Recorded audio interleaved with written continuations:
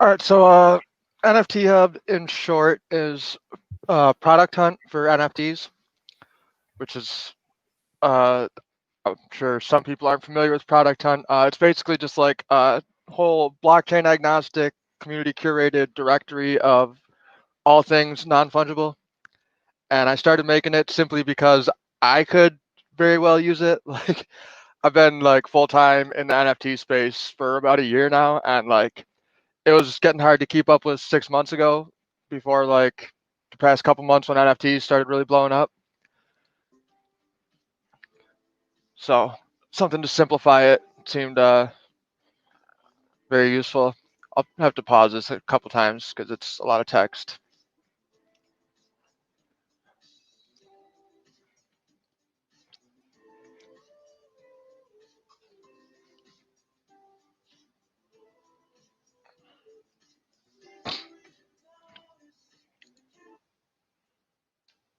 I'll pause it for a second just because of a lot of text and threw this video together for a presentation at DigiCon.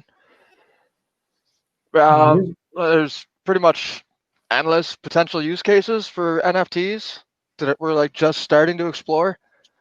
And in my experience, exploring all the nooks and crannies of this rabbit hole, like it seems like a lot of people are either duplicating work or like remaking something that already exists simply because they're not aware of it.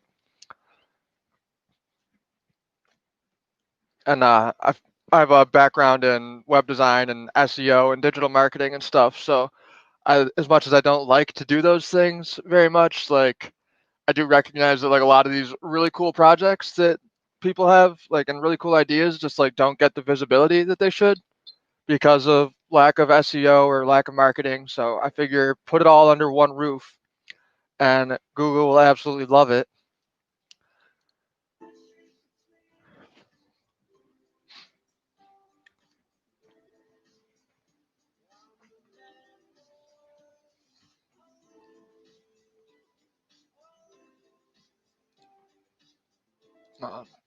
Pause that again for a second.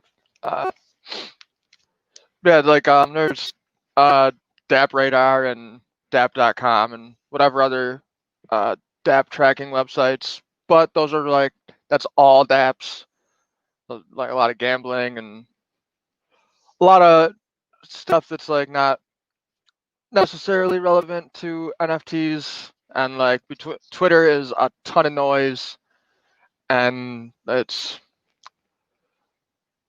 trying to like I don't know the best way to explain. Try to like streamline the whole process. Really, like NFTs is what got me into crypto in the first place.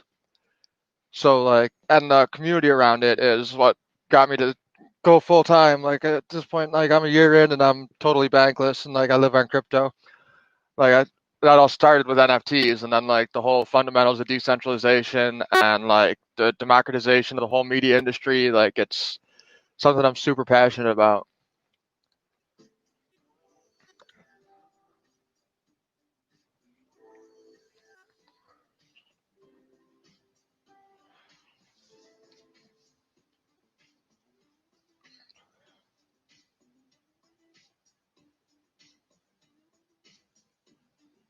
Stupid thing.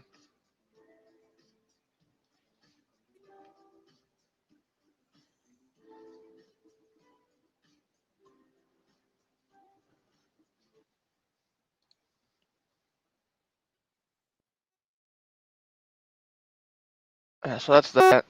I don't really have a. I might have it as slides. Still, I didn't really think about preparing it for this, so that's on me.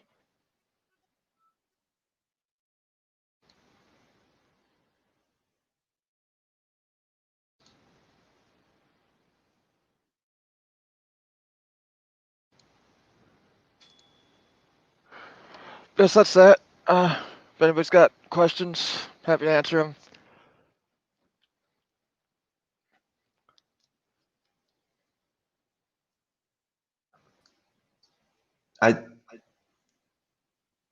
I think uh, uh, I don't how to say, so you don't want to present things, don't want to talk about the things you're doing, or just I didn't like have a proper presentation set up. I didn't really think about it, but I could pull up the website as it is right now. It's missing a couple of things, but okay. Yeah. So I think I don't know. CD help me. Someone helps me.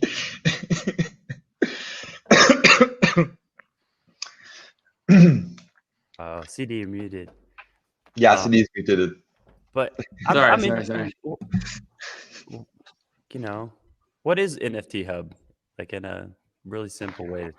That's a good question. yeah, in a really simple way, it's a directory, like a community curated directory and a registry of like NFT projects and use cases and stuff like that. And then it's also got a public event calendar that anybody can submit events to.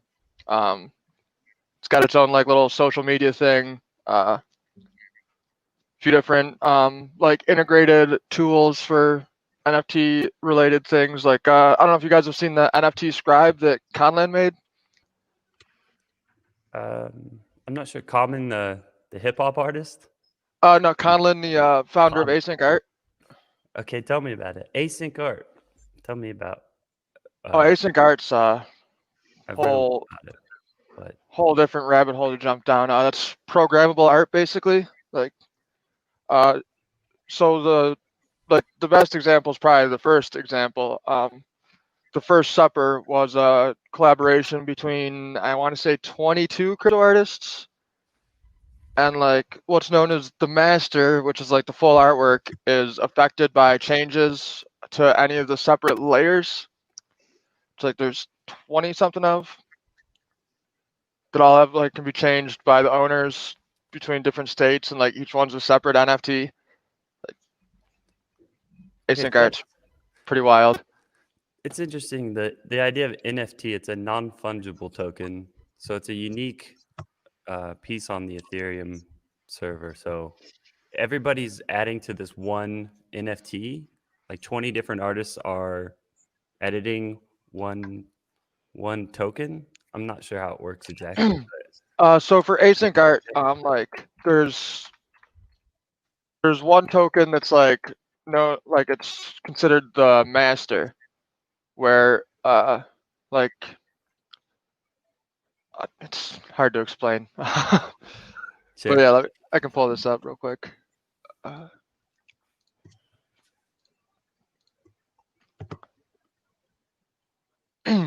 Like as one example, so this header image right now on the Async Art website, like other than like the little Async Art logo pieces, like these are all individual GIFs that are all created by different artists. And when like other, for example, this one here is the one I did, and like when the person I sent that to opens it, like they can change the state, and then that'll reflect on this. Like they'll get to open the gift, and like they own the art. Okay.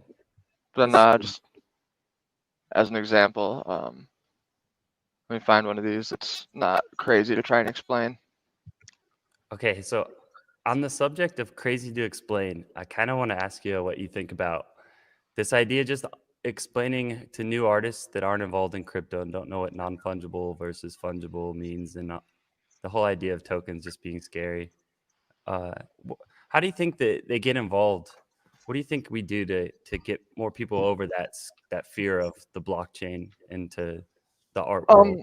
I think the easiest way is to abstract the blockchain to like not be the front and center part of it. Like there's a couple different wallets that like let you just sign in with a Google account or email or something,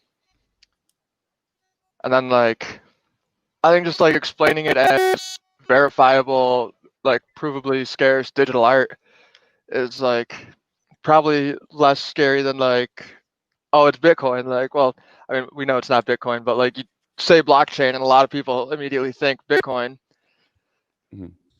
and like that's a whole hurdle on its own. But do you think this space stays kind of segregated from the outside of the blockchain art space world? Or do you think that these two kind of, I mean, this is a social media organization or collective. I'm not sure how you want to, what you guys would call NFThub collectively, maybe. But do you think that this is kind of, it should be its own little special world and it shouldn't be kind of trying to involve the outside art world? Or do you think that maybe that's the goal? I don't think that really. I think like, I mean, I got deep into crypto because of like blockchain art and like the ability for artists to manage their own finances and like sell their own work on their own terms and stuff like that. Like I had zero interest in crypto prior to finding my way into NFTs. So I think it's like, I think it's a very powerful motivator. And I think video games and like a few other use cases of NFTs are probably the quickest route to mainstream adoption. Cool. So that's kind of the goal then, to get towards like a more mainstream bridge towards, because that's how I think of at least this idea of socializing art, especially the NFT factor, being able to kind of provide income for places that artists can't normally get it now in other Web 2 worlds of shared digital art. But yeah, I mean, this is exciting because I do think what your video you played at the beginning was talking about is this is kind of a very momentous time. It's exploding right now. Yeah, So very I'm much. new to the And space, so I'm trying to it's a learn. very nascent industry still. I couldn't tell you exactly who it was, but I remember reading in an article recently that somebody like who's kind of like a big name in the crypto space was quoted as saying like within 10 years everything that's non-perishable will be NFTs.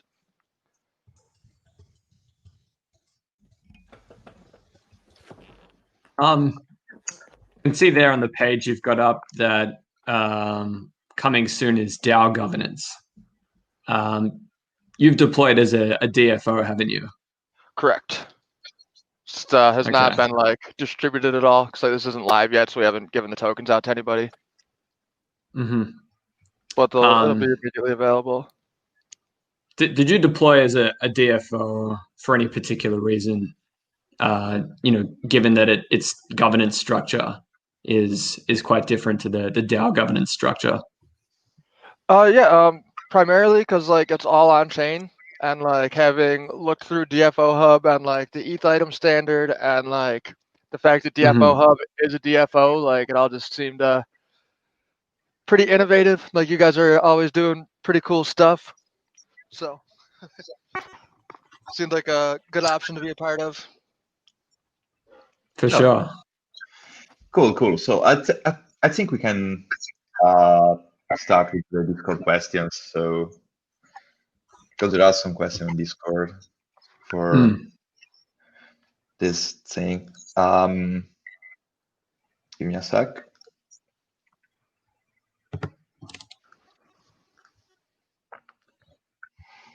Okay. So the first question is, talking to Bruce, as an NFT passionate and expert, did you dig it into the ETH item? And so, if so, what could you imagine as new sort of NFT plus DeFi experiment that could be emerge from this new global standard? I have not dug deep into the ETH item standard yet. I'm fairly atechnical, so like I can read the docs, but a lot of it is pretty much Greek to me. But I did buy a couple of the Where's My Dragon cards to be like, okay, so I got these off an exchange, but they're definitely showing up as NFTs on OpenSea. And so I'm still trying to wrap my head around that, but I think there's a lot of potential for it, and like it could be very cool. Like especially with the interest in like with NFTs being a whole huge part of DeFi right now. I think that think there's a lot of like. Again, I'm fairly atechnical, but I'm pretty sure someone with more Solidity knowledge than me could come up with some pretty crazy stuff. Yep, makes sense. Another question. NFT ecosystem is bidding in terms of adoption and innovation. How do you see NFT market in the upcoming years? What are the most exciting projects in your eyes? And what would have you perfect killer NFT dApps that could see a global adoption outside from the crypto nerds world? I think as far as adoption, I think video games and art and now music's becoming a big thing in NFTs. Like I think that's going to be what pushes towards mainstream adoption. Like when music artists and like traditional artists and gamers and stuff realize that like, oh, I actually own the rights to and like actually own my content. Like I think once people have that aha moment, like it's gonna push for adoption real quick. So like I said, I got into crypto because of NFTs. So like learning NFTs, I inevitably started to learn the deeper parts behind blockchain and like the crypto market and stuff as a consequence. And as far as marketplaces, I think people keep making marketplaces and minting platforms, and I think what people need to do is somebody needs to make a marketplace that encompasses all the NFTs on all the blockchains. Like, granted, it would probably be difficult to do because you have to switch between wallets and connections and stuff, but like I think once you have that, like it's gonna propel everything so much faster. I mean, 90% of the NFT market probably is on Ethereum right now, but wax NFTs are bringing in big names all the time. Like Deadmau5 just launched NFTs on wax the other day. Like William Shatner's over there and William Shatner, really? You're making NFTs? yeah, that was a couple months ago. He did Shatner packs, and it's pretty much he tokenized a bunch of stuff from old photo albums and whatnot. Right. Oh, Yeah, those are over on wax. Then like Hive is starting to do stuff with NFTs and NFT games. And I know there's stuff on Neo and IOST and VeChain and Zilliqa. Like it's all over the place.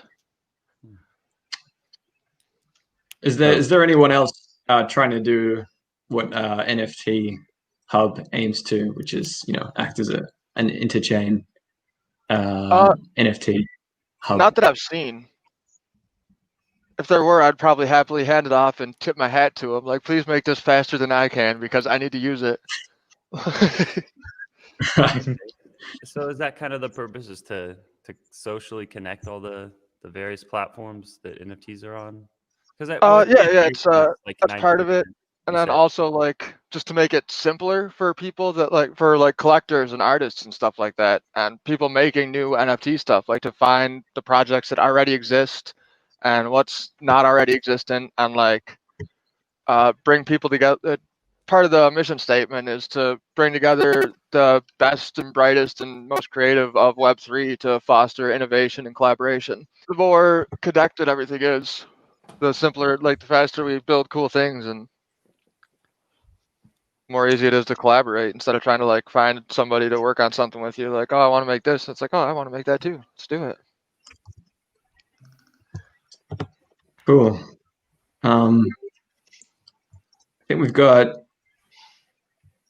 a couple more questions here. Let me get it up on my screen.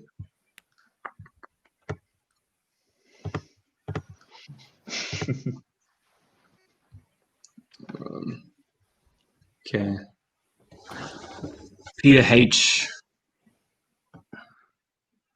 I think there are two basic challenges in regards to developing NFT-based services. Either you provide high-demand NFTs, for example, onboarding well-known NFT artists, or having partnerships in place with brands or other third parties like gaming companies. Are you going to actively recruit partnerships in one of these areas or maybe others, just sort of hoping that someone out there will use it, or do you have some other pathway planned out to help increase adoption? Well, so I like I said, I live in the NFT space. Like it's literally my whole life right now. And so like I realize like where the shortcomings are, like the things that people want. Like for example, the public calendar that anybody can submit to. Like it's a huge ask all the time. Like I'm in 100 discords perpetually, and like it's impossible to keep up with. Like I don't know what events are going on when, and like if there's just one calendar that anybody could be like, hey, here's this event that I'm doing, and like all it takes is us being like, yeah, that's community facing. It's not you shilling your own stuff. Like as an example of like what's I don't think would be community facing is like artists wanting to put their drops on the calendar. Like you can do that on your own social media. Like that's not really a community focused event for everybody. But something like this, like if you guys wanted to put this on the calendar where it live already, it'd be like, yeah, sure, that's community focused. Like other people might want to be doing that. And then like just like the directory idea like, is I've seen people like make stuff that's basically already in existence. And it's but like it's just there's very little discoverability if you're not already like you're not actively looking for it. Right. So an NFT directory, like Yeah, basically product hunt for NFTs.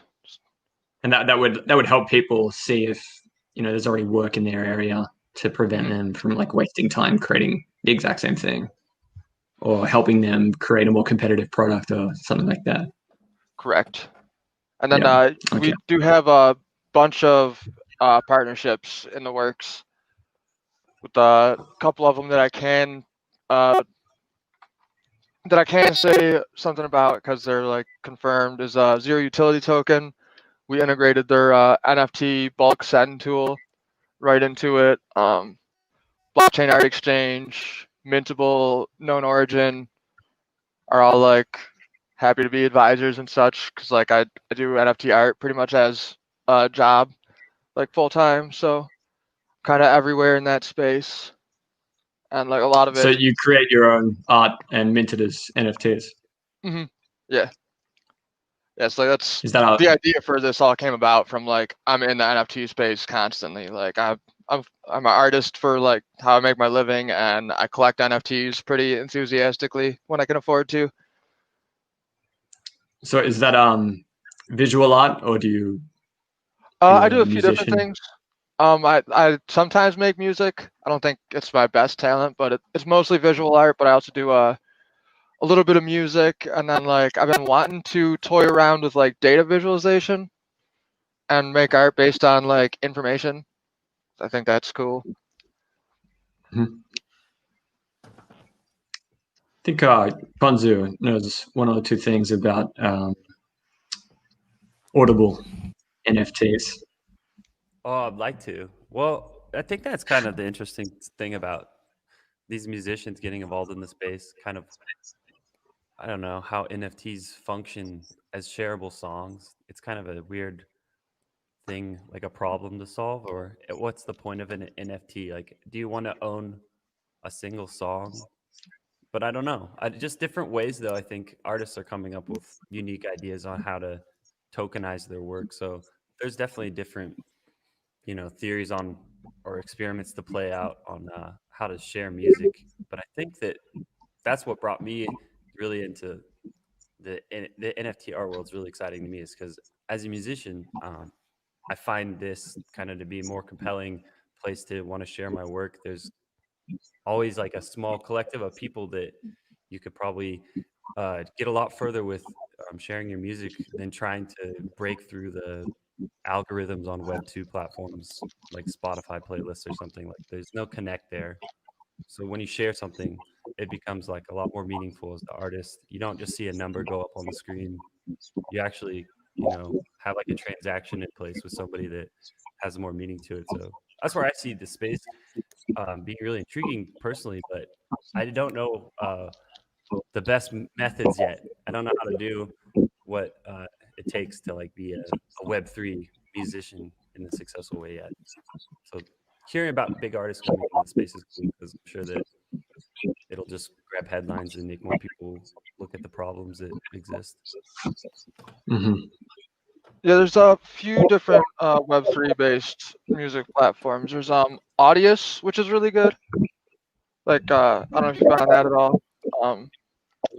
Like I'm keen on Ethereum-based projects, but I understand that I there's believe probably a lot Audius of is built on Ethereum, and then Rocky just launched recently. That's built on Ethereum too.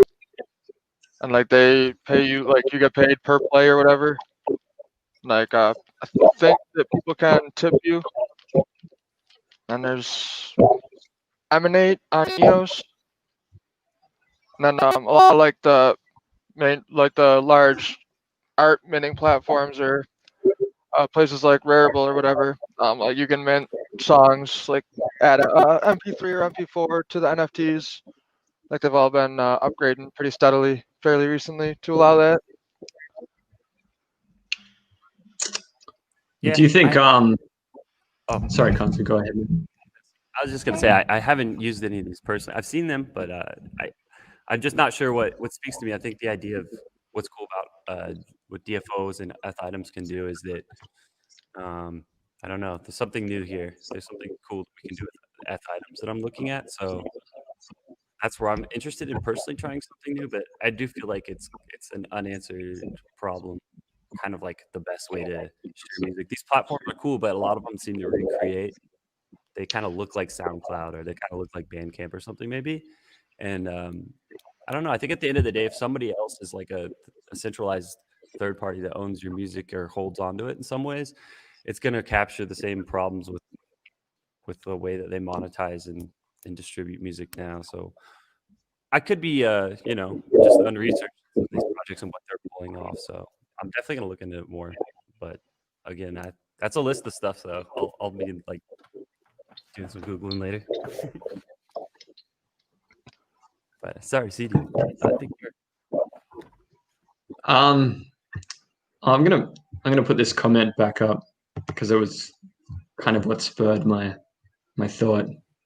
Do you think that particularly like an on-chain, like a fully on-chain NFT minting protocol could help artists elude corporate capture of their work and thereby help them earn what they deserve? Yeah, I think so.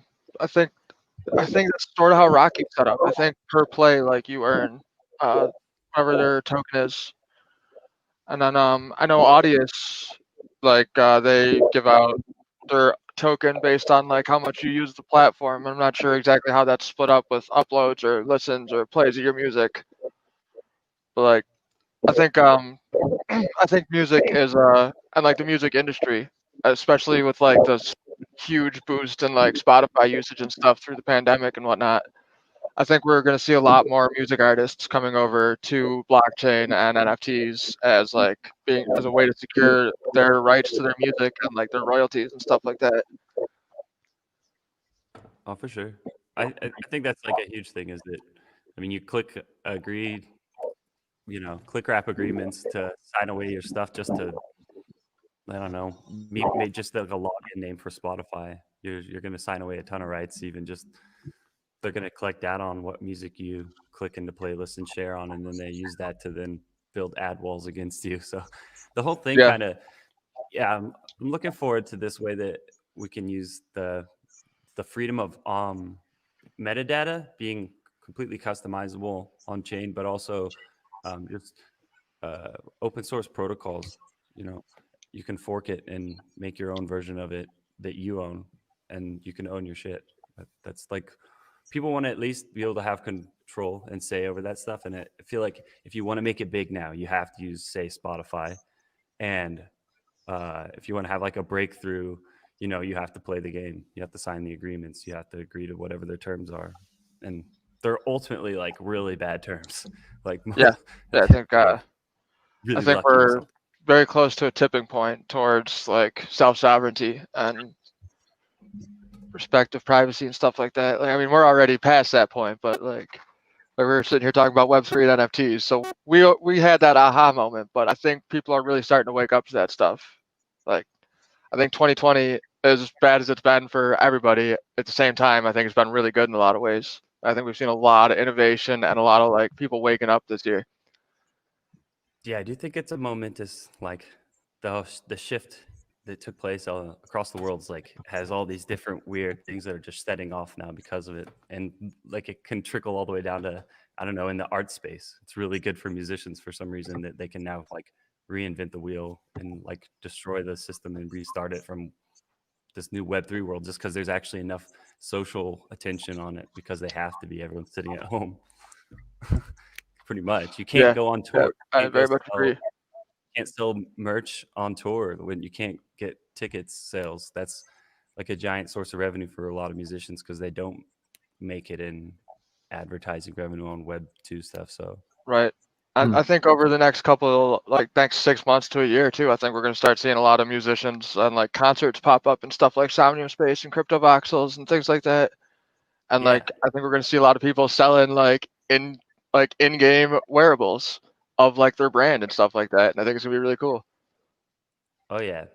I think so. And other places too that, you know, comedians, I know some friends of mine, they're all getting into streaming because they have to, because they, you know, they can't go to open mics and they can't go out on the road. So musicians and all sorts of creatives are sitting trapped in their little bubbles, figuring out, all right, so we got all this crazy shit going on the internet. We need to figure something out here. And that's where the Web3 stuff that's really exciting is going on. So Yeah, it's that's an that's what opportunity. excites me the most about it. Like I said, I got into crypto because of NFTs. Like around this time last year, I stumbled onto the Engine Coin announcement, and I've played Minecraft on and off for a decade. I was like, what does Engine need a cryptocurrency for? Hold on. What's going on over here? Then I read about that, and like that blew my mind. And then I stumbled onto the async art thing, and like that blew my mind even more. And I found my way into like the crypto art community, and it was like, this is where I live now. Like these are my people. I had no idea this stuff was going on. I thought Bitcoin is scam. Yeah, I think it was a presenter earlier. I can't remember who said it, that the digital world is the real world now. That there's Yeah, used to it, be it like very much something is. you Like, went and did, but now this is life. yeah. We're on camera now because an event that might normally be somewhere, these are just going to be like this from now on. But it's cool. I mean, is Yeah, it? I don't know. It's cool. I've been an It's introvert forever, so like they were like the world's closed for 2 weeks. I was like, all right, whatever. Like, and then they were like, actually, it's closed all year, and I was like, all right, whatever. I was just gonna sit in my house Hmm. anyway, so we're good. Hmm. yeah. Yeah, I'm down to like more like-minded artists. So yeah. CD. Sorry. I think there's one more question, or a two-pronged question.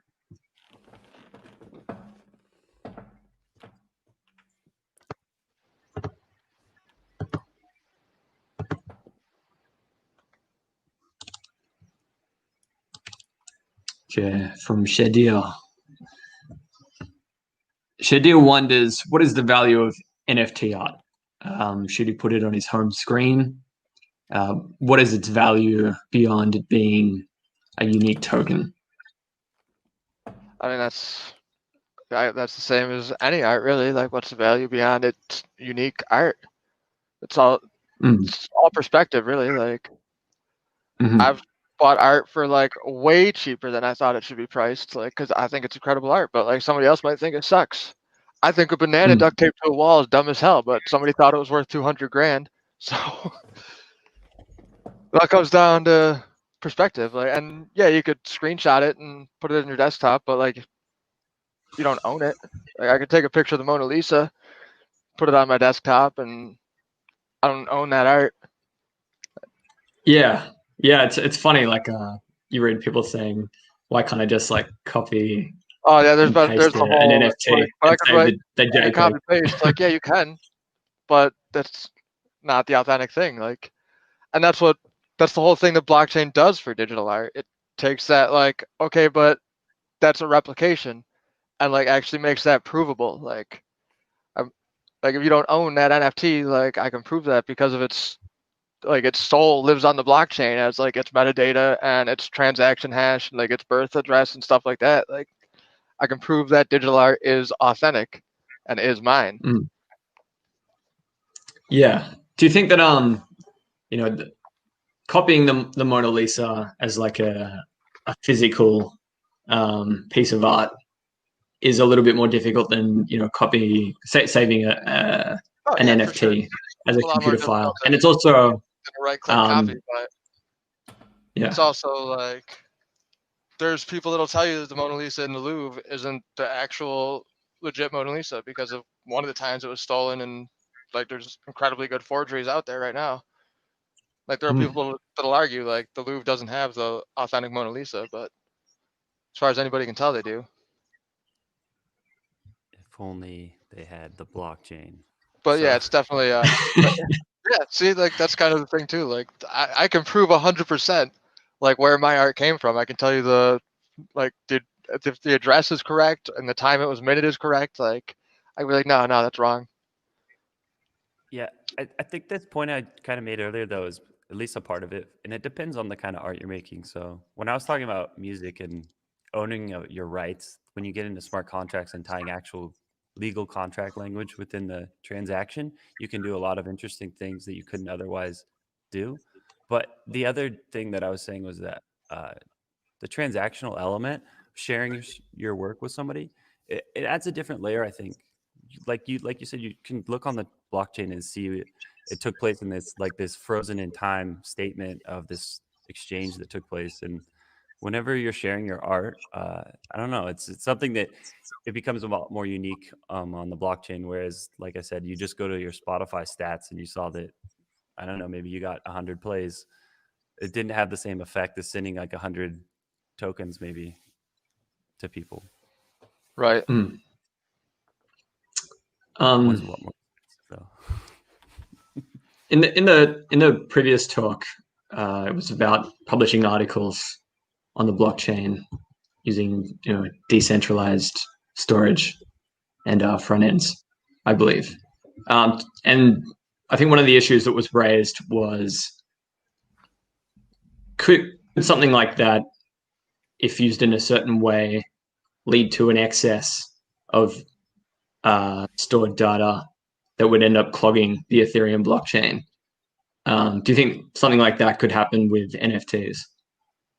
Oh well, we don't. The metadata is pretty much stored on either IPFS or Arweave in most cases. So like the actual metadata isn't stored on Ethereum. Like just the address of the metadata is stored on the token. Mm-hmm. So like we've definitely in 2017 apparently I haven't been around that long, but apparently CryptoKitties at one point like slowed the Ethereum network to a crawl because like people were just breeding kitties galore and the network couldn't take it. For sure. Right. It's just Ethereum's current state, though, too. But I feel like a lot of these other chains that aren't Ethereum, it's interesting because, like you said, Wax, and there's a couple others like Neo, but these ones that are like way more centralized, if you have unique art that's on these centralized blockchains and 90% of the NFT art goes to Ethereum, like I wonder where that art will be in 10 years versus the art that's on Ethereum. Like, I don't know. It kind of, the network effect of Ethereum is very real if you're trying to like see your art in a future. It's Oh yeah, for interesting. sure. I mean on other platforms as well, but I'll still come back to ETH and pay the contract deployment fees and the gas every time. But more often than not, my art's on Ethereum. Like I have stuff on Hive and Wax and I think EOS and Zilliqa and probably some other places, but like 9 out of 10 times I'm doing it on Ethereum. Gas fees be damned. It's where the people are and where it gets seen. Mm-hmm. Yeah. This next question, maybe Ali or Vasa could jump in. I might be able to answer it, but I think it comes down to some technical issues involving the item standard. So Let me see if I can get them on. But the question is, with that item, Shadir believes we'll be able to use it as a kind of collateral. But how is its value as an NFT actually calculated? Aside from being speculated on, I guess he means. I guess that kind of depends if you that I say that depends on if like you wrap an NFT with the ETH item standards, you can do that, right? Like I think I saw that in there. Like I can pretty much wrap any NFT around that. So like, at that point, you're kind of like it's this many shards of this NFT, and like if it's something like land, like it has a lot different value than something like art. But Yeah. Well, it can be any ERC 721, 1155, or 20 can be wrapped as an item, and so therefore I be think given of the it like properties of there's something like what NFThub does, where like if I wrap like an Avastar and make 1,000 ERC or ETH item tokens out of that Avastar, like it'd be 1/1000th of that Avastar's value, or Yeah, again perceived value. I mean, items was not made just for wrapping things, but to have a shared standard from object on top of Ethereum. So there is native items. I think it's the thing to look at, because one of the problems that we saw, for example, in the NFT ecosystem, and hearing you, I think it's more to be developed in the ecosystem in general, is the fact that every game and every project, they don't follow some realistically same standard. I mean, in most of the cases, but they are totally something like a custom version of it, and that's in some ways bad for security, in some ways bad for some decentralization, because most of the metadata of NFTs are stored in their private servers, and I can say you a lot of projects that do this, and most of the metadata is owned by an external company. So item standard basically solve all of this problem for NFTs, because you don't have to rely on different people that use this standard in different ways, but you are sure about the standard, I mean, in terms of tech, and the standard, I mean, in terms of basic decentralization of things. And so I think an item is called for wrapped items, because you can wrap existing things that are not standardized in terms of tech, I mean, but this very, very cool for new items. So for projects that build on top of items, because it's basically a standard for everyone that you can expand in everything you want by coding it. So that's the thing. I don't know, because for example, in our vision, NFT and ERC20 are not two different things. Basically, it's the same tech, but ERC 1155 is basically the evolution of ERC20. So that's why we introduce a standard that everything is the same kind of object that can be usable everywhere, and that's the aim of this thing. Mm-hmm. Yeah, I think it's got a lot of potential. I have not had the time to like deep dive it yet. Like I said, not super technical. So, but it does seem powerful. And in terms of like how the value of an NFT is calculated, Ali, could you give us a quick rundown of what happens when an NFT is split, and maybe just over half of it is sold on a decentralized exchange, and the rest of it is stored elsewhere?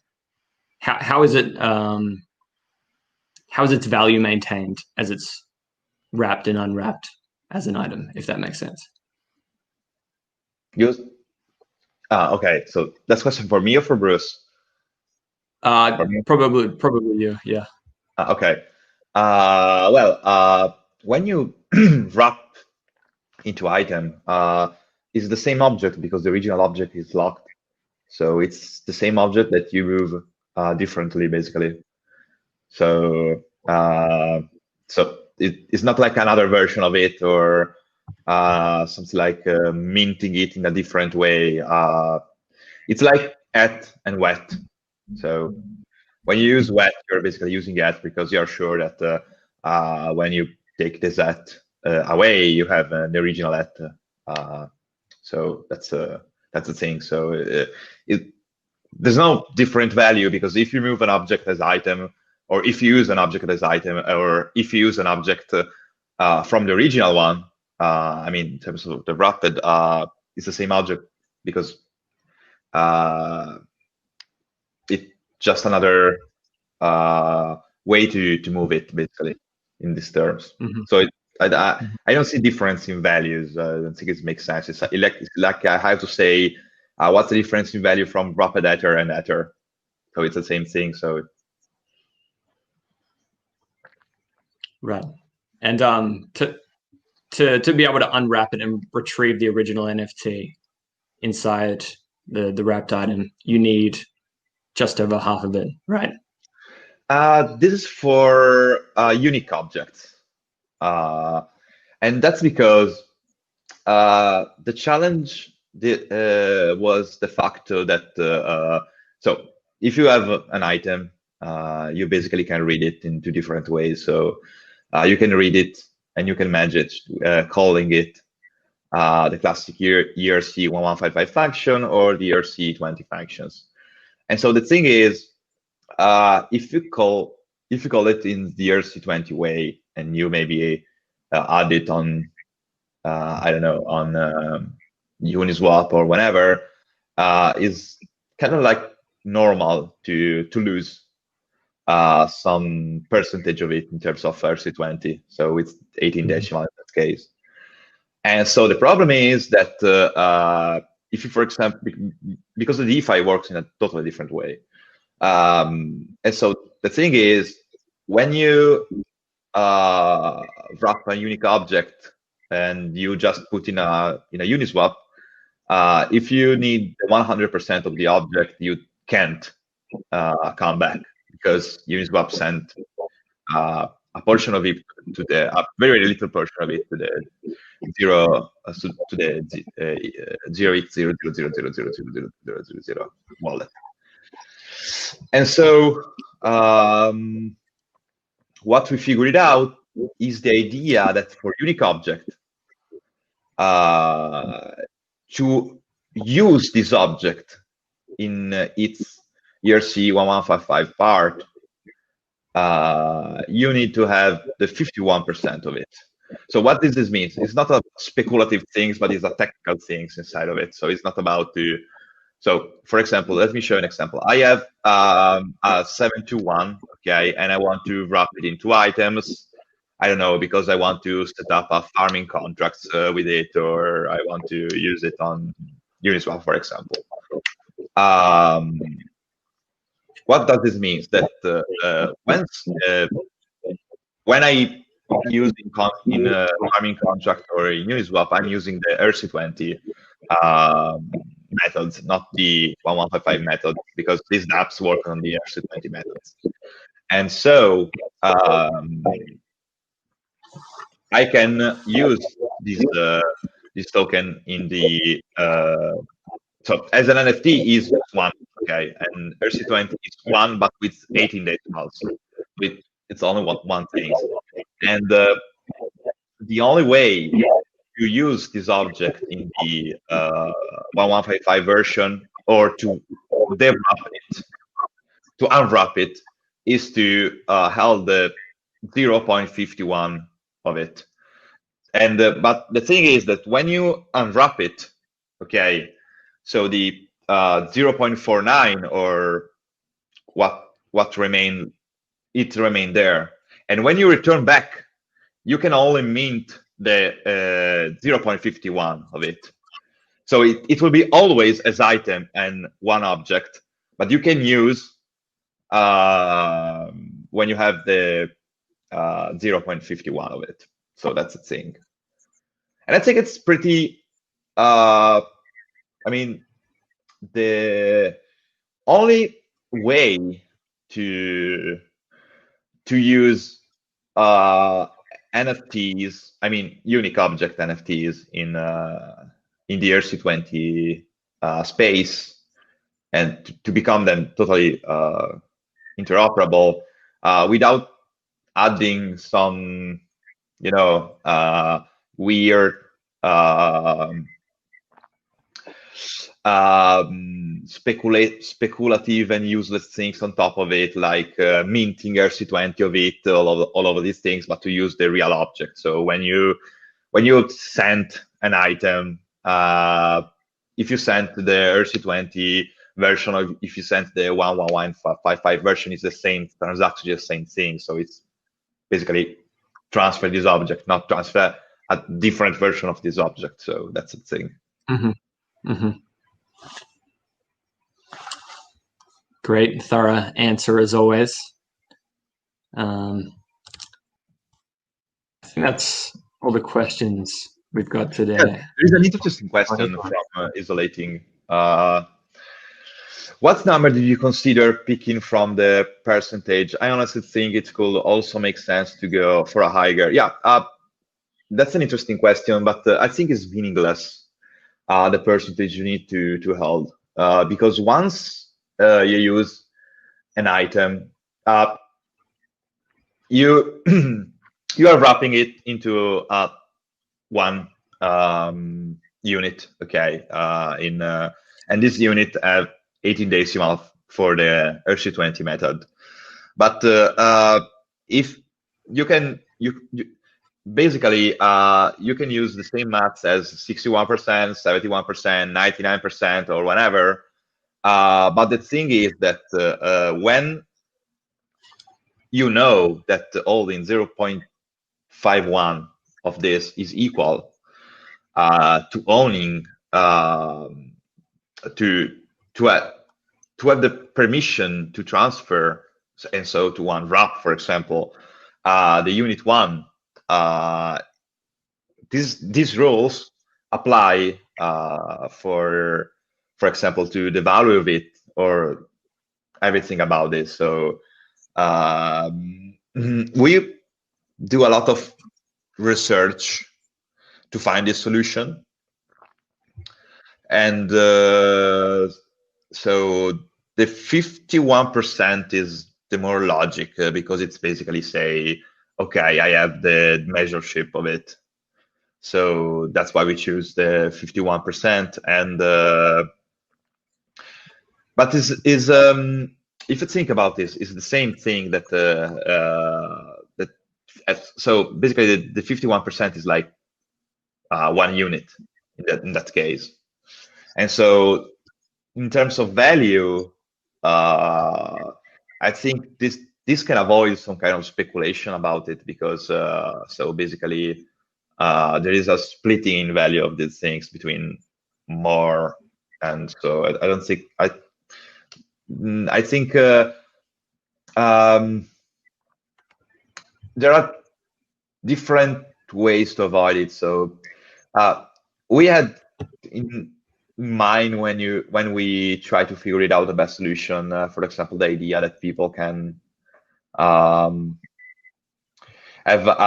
when they wrap, they can wrap it into a customized version of it, but that doesn't work, because A can open a lot of complexities for people, because if people know that the items work like this, it's simple that everyone know that holding 0.51 is like 2 key. You can unwrap and you can use it. If you create a customizable version of it, you can open a lot of scams or people that say, oh, this is you have to reach the, I don't know, 0.7, but in reality is the 0.8, and so people can be scammed in a lot of ways in there. And so basically it's easy. No, wrapping immediately, but no, this is not real. I guess I would be nice that there is an option when making wrapping to immediate burn X percentage. Well, you never know because there are a lot of applications that can be because if you want to make an interoperable version of things, you have to deal with the factor that the DeFi in that terms works with totally different ways to think how to build things. And so maybe for Uniswap is okay to just calculate a small percentage of it, and you have to calculate the infinite number of pools that can be opened, and so that can goes away. And you have to deal with the fact that the DeFi it's literally based on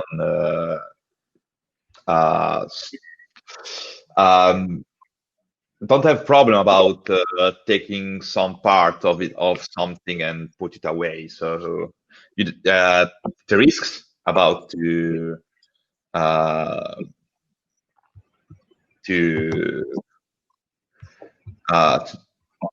for example, pre-calculated the number of more is just that new application comes along and you have to deal with it.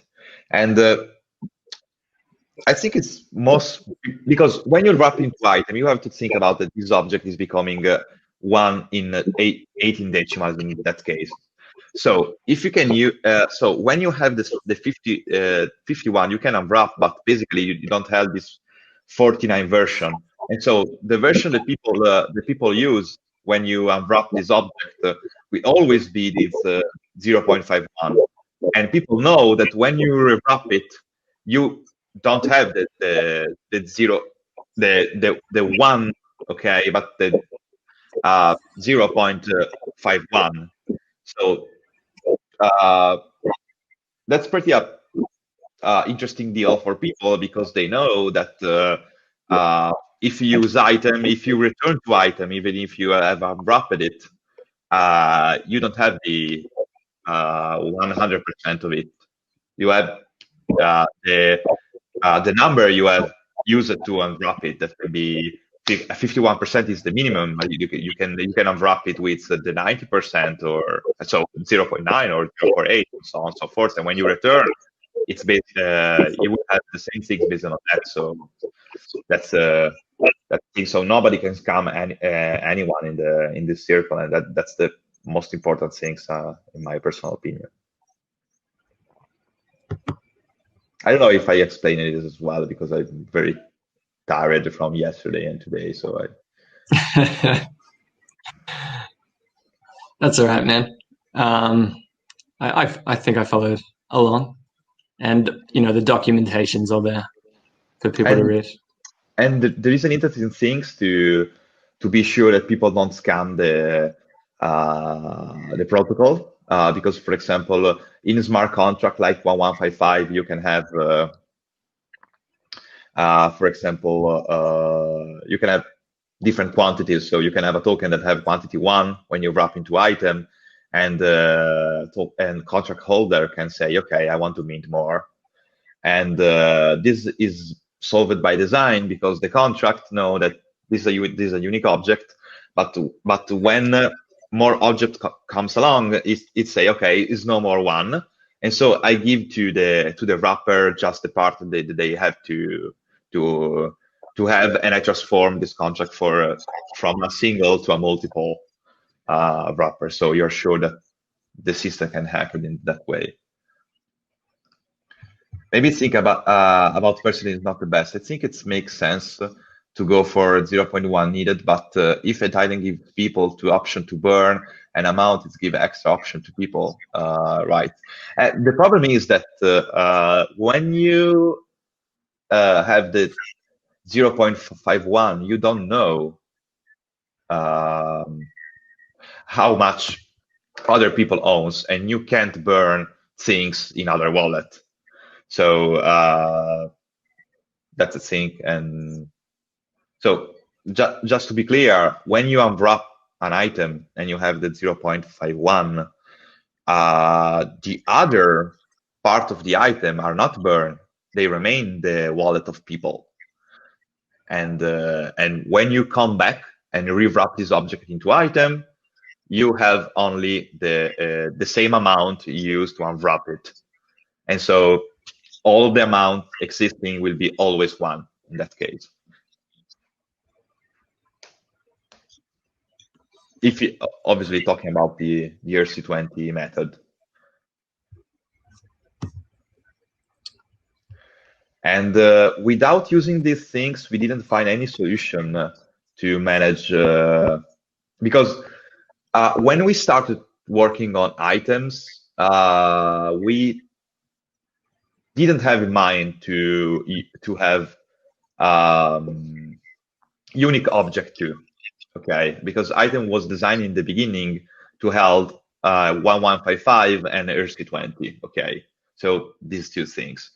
And we found this solution to add to the protocol unique object too. So that's the only clear and simple and easy solution we found to address this problem and to create into kind of like an opportunity to have all of the standards together and not just 2 standard of 3, basically, that people use.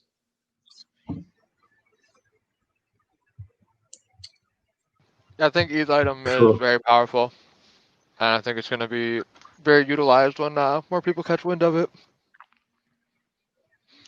Thanks. Yeah, a lot of I mean, I love NFTs. Like, it's great having a huge collection of stuff, but like, there are definitely times when I wish this was more liquid. Like, because I could really use some ease right about now, more than I could use this particular like game item for a game I'm never going to find time to play. Yeah, I mean, there are more opportunities. So you can farm, for example, items. So you can set up an account. It's really easy to do this. So that's all the new things that will happen in the DeFi, because you basically have an object that is both ERC20 and 1155 at the same time. So